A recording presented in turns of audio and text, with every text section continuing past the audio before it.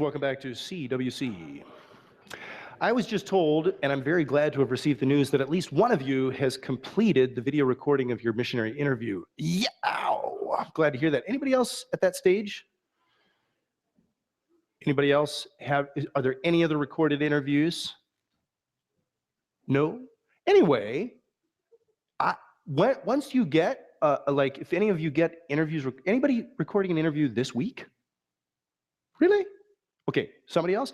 Hey, I'd just be interested. You don't have to do this, but if you're open to it, and if you're willing to do this, I'd be very interested if you just shoot me a link to your recorded interview so that I could pop on and look at it. For the first couple of you who come through, I think that would be a useful process because I'll be able to, we've never done this before, and so I'm sure there are tips that we'd like to be able to pass on to our students.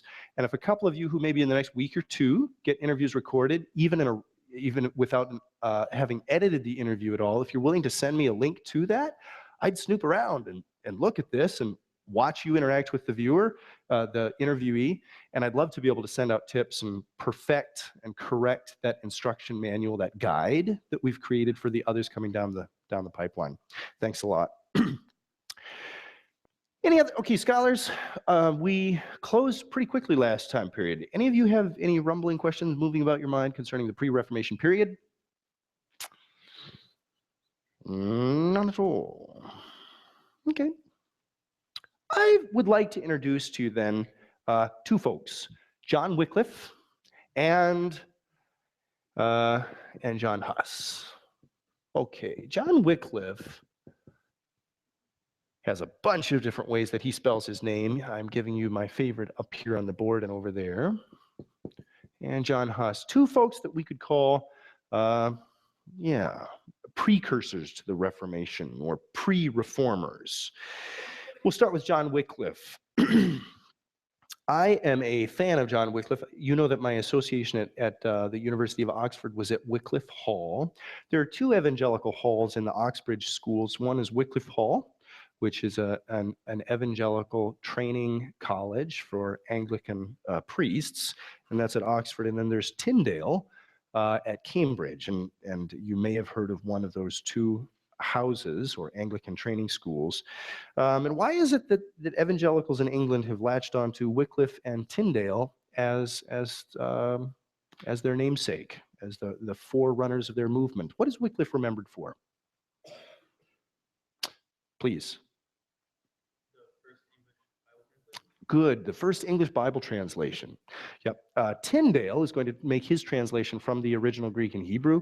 Wycliffe not. Wycliffe is going to translate his scriptures from the Latin Vulgate. Both are remembered, however, as reformers, and both the means of reformation is to make accessible the Word of God in the English language. We know very little about John Wycliffe's actual life. He's a little bit of a mysterious figure to us biographically. It's hard to get concrete details about his life. I have a quote here that I'm going to read to you from scholar McFarlane, who writes this. He's quoting somebody else. It's actually Professor Shirley he's quoting here. But after a lifetime of study devoted to the works of John Wycliffe, this Professor Shirley, describes him as an author, quote, without personality or expression.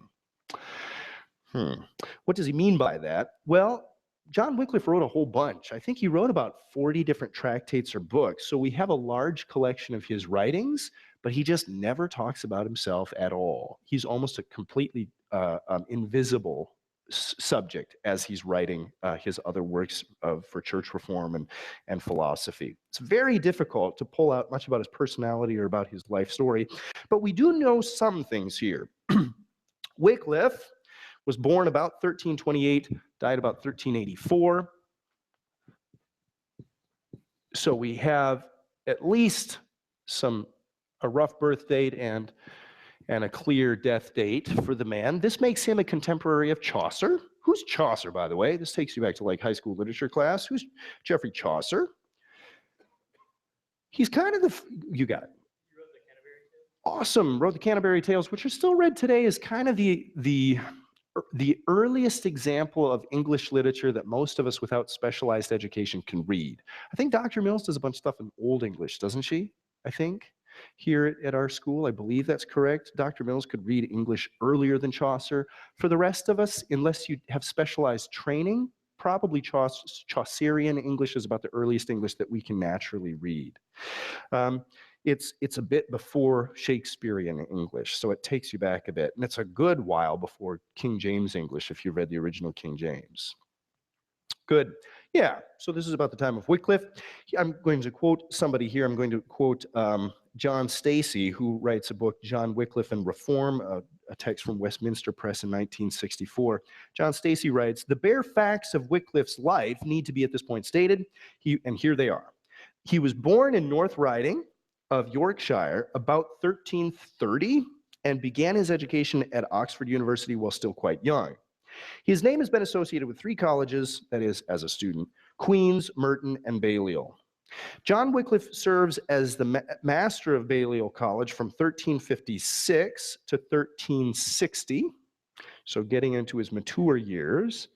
And in 1377, we do know that John Wycliffe stands trial for his preaching about the need for clerical reform, but the trial was disrupted. Wycliffe's not condemned. Okay, we know very little otherwise about this guy's life. I think it is, oh no, let's see. On my Great Books bibliography, I have a text, I believe, on John Wycliffe. It's a pretty recent book. If you're interested in John Wycliffe's life, there's a recommendation for you to get into more of the details as best we can reconstruct them. He's a fascinating figure. Okay, the backstory of John Wycliffe's life is this great schism and this period of the Avignon papacy is brewing in the background. It's in 1378 that we have the beginning of the Great Schism. And this is going to catapult Great Schism, or the Western Schism. This is the period following the so-called Babylonian captivity of the church, or following the period of the Avignon papacy, when we have multiple popes all vying for authority. At this period, from 1378 through the end of his life in 1384, Wycliffe is going to be he's going to be on fire for his Reformation work. He's going to have a clear Reformation agenda, and he's going to be writing against for the need for clerical reform in the church. John Wycliffe isn't a Protestant. Don't imagine that. He's not calling for a new church. Neither was Luther, for that matter. But he's calling, as a Roman Catholic priest, for reform, needed reform in the church.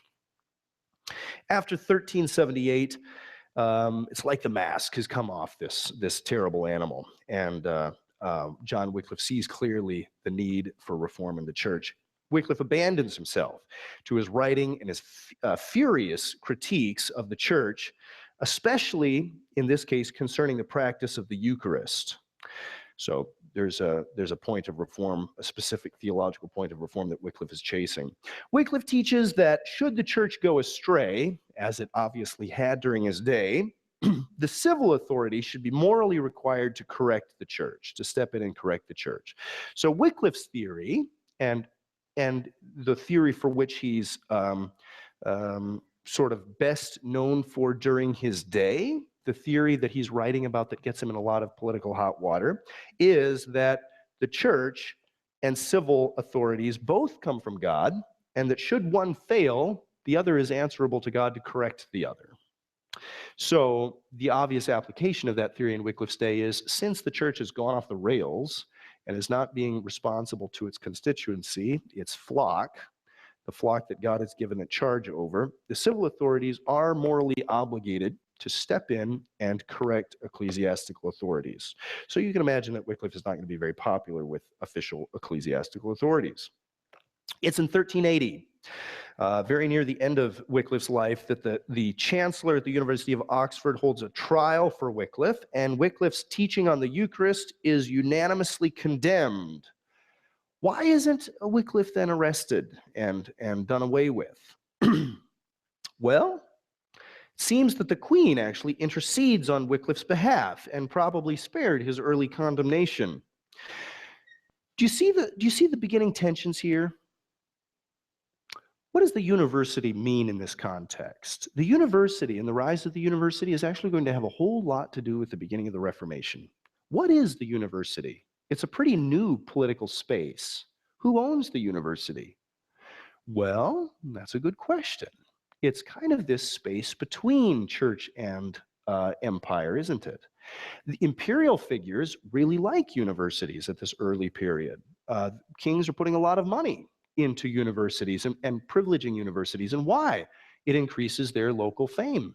It increases communication between their country. It's a good training for diplomats that they go through this system and gain the connections that a university can offer. The type of international connections there that are relatively rare at this time and in this place. So, and John Wycliffe is teaching that the civil authorities ought to have a greater authority over the church than had previously been recognized. So why wouldn't the Queen love that message, right? He's lobbying for her cause. And it's nice that a third party can do this, so it's not seen as an obvious, the university in this way is perceived as maybe a neutral authority.